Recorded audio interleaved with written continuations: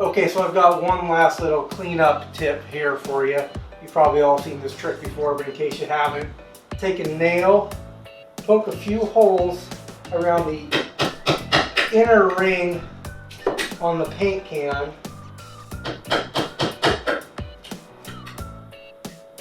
Like so. Do about 4 1 kind of on each side. Like that. That will allow any paint that collected around the rim to drain back down inside into the paint can, hopefully preventing the lid from getting stuck on here next time you go to use it. And then 2, you put the lid back on, don't just set it back on and tap it in place.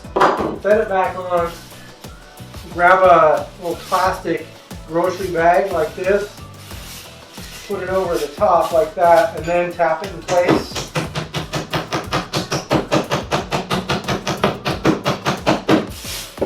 The grocery bag will help prevent it from splattering anywhere, getting in your eyes or on whatever's around you. So that's it. We're done for the night, and I'll see you tomorrow.